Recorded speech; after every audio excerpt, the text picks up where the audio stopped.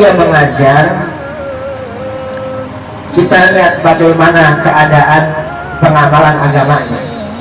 Apabila agamanya selamat, dunianya selamat, nah itulah pekerjaan yang diridhoi sama Allah. Ketika dia mengajar, kebutuhan keluarga tercukupi, sholat nggak pernah ketinggalan, ngaji nggak pernah ketinggalan, silaturahmi nggak pernah ketinggalan. Berarti itu adalah pekerjaan yang diridhoi sama Allah. Jangan buru-buru pindah ke tempat yang lain, jangan memaksakan diri pindah kepada keadaan yang lain, karena Allah sudah ridho, karena agamanya sama. Contoh lagi biar gampang, misalnya kita ada orang yang bekerja bisnis ataupun usaha dan berdagang. Misalnya dia usaha apapun yang dia kerjakan, namun dia tidak terbebani pada kegiatan dia menjalani perintah Allah. Dia berdagang, keadaan keluarganya tercukupi, sholatnya nggak pernah ketinggalan, nggak pernah makan yang haram, nggak pernah tipu sana tipu sini, ya. Sholatnya jalan, ngajinya jalan. Itu berarti pekerjaan dia berdagang, dia berbisnis, itu keadaan yang udah Allah berikan kepada dia dan Allah ridho kepada dia. Ada orang yang bekerja di suatu instansi di bidang pemerintahan ataupun PNS, pegawai negeri sipil. Apabila memang keadaannya aman, yang dia dapatkan uang yang halal, keadaan keluarganya tercukupi, sholatnya dia bisa dia jalani, ngaji dia bisa ngaji, istiqomah dia mengaji, silaturahmi dia tetap silaturahmi, berarti pekerjaan dia di dalam instansi pemerintah itu pekerjaan yang diridhoi oleh Allah Subhanahu wa Ta'ala. Jangan sampai kita mengeluarkan diri, memaksakan diri. Namun berbeda dengan takdir Allah yang sudah Allah putuskan. Artinya apa? Apabila suatu keadaan ini berubah, memang bukan karena keinginan kita. Keadaan ini berubah bukan karena keinginan kita, namun memang ini adalah kehendak Allah Subhanahu wa Ta'ala. Mungkin daripada dampak daripada asbab COVID-19 dan sebagainya, corona. Dan ini adalah suatu asbab. Dari mana asbab ini datangnya? Ini pun dari Allah. Kalau memang ini sudah takdir yang Allah putuskan buat kita, berarti Allah sudah memberikan jalan kita ini untuk mencari ikhtiar kepada jalan yang keadaan yang lain.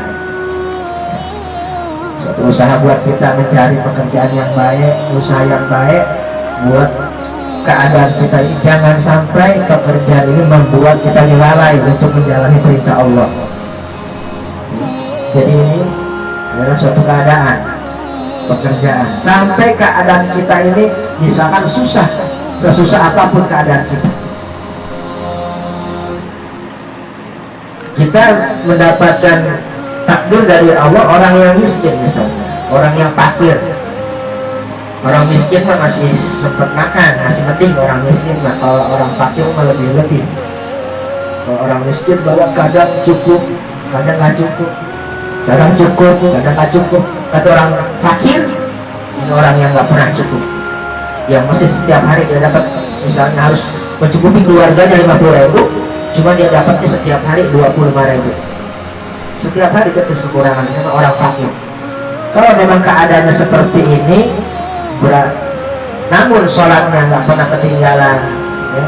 Walaupun dia menjadi orang yang fakir, rumahnya masih ngontrak dan sebagainya, ngajinya jalan, sholatnya jalan, puasanya jalan, silaturahminya jalan, berarti dia orang yang menjadi orang yang fakir, diridhoi oleh Allah Subhanahu wa Ta'ala. Ini keadaan yang luar biasa. Jangan sampai kita ke tempat yang lain. Misalnya kita pindah ke tempat kerjaan yang lain, suatu kerjaan, atau pekerjaan kita sudah ada di situ. Ternyata pekerjaan yang kita jalani adalah pekerjaan yang dilarang oleh syariat agama. Tipu sana agar kita dapat keuntungan, tipu sini, ya. Bagaimana kita mendapatkan keuntungan? Bohongin orang, ya. Jual barangnya jelek, harganya tinggi, dia bilangnya barang bagus dan sebagainya. Nah ini pekerjaan yang kagak diridhoi sama Allah, buru-buru pindah, jangan di situ. Kalau malam dia mangkal di halte. Ini keadaan yang tidak Allah ridhoi dan harus dia berhijrah ke tempat pekerjaan yang lain.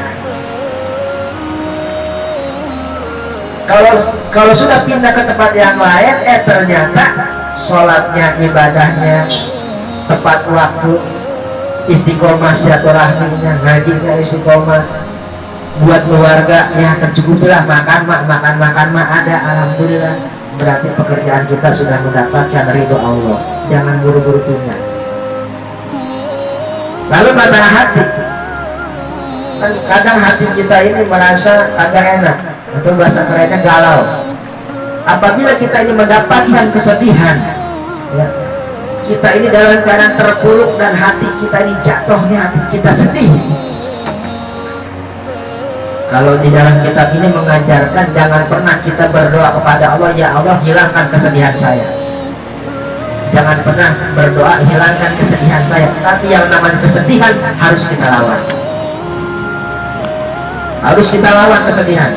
Biarlah kesedihan itu akan hilang kalau memang sudah waktunya.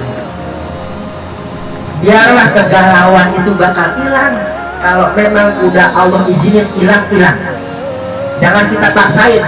Biar agak sedih ya. Oh, jalan-jalan ke pantai, ke gunung, nanjak, katanya jatuh mati. Jangan kita paksain, ya. Jangan kita paksain bagaimana ini hilang rasa sedih. Jangan, udah kita lawan.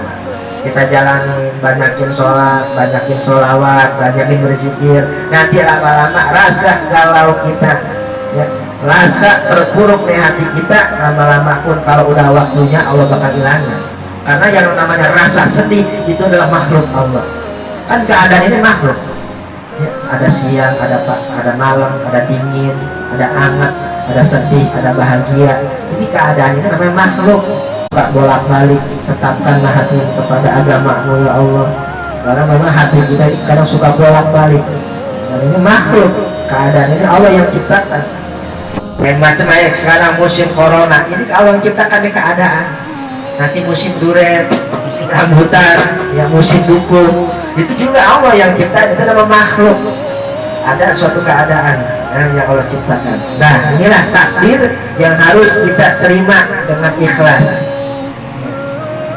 Karena memang ada pekerjaan yang buat kita lalai dari Allah.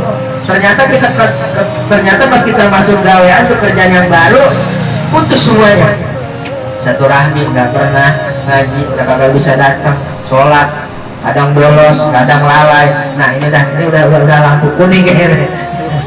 Udah ngeri itu pekerjaan kayaknya. Cari pekerjaan yang bisa kita ini tenang beribadah kepada Allah Subhanahu wa Ta'ala. Insyaallah kita semua ya dalam pelajaran pada malam ini bermanfaat buat kita dan kita bisa mengamalkan bahwasanya segala keadaan ini adalah ciptaan Allah.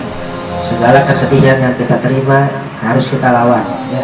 Jangan pernah takut, terus hadapin sampai kesedihan, kesulitan itu hilang dengan sendirinya dan Allah izinkan kesedihan, kesulitan itu pergi daripada kehidupan kita semua.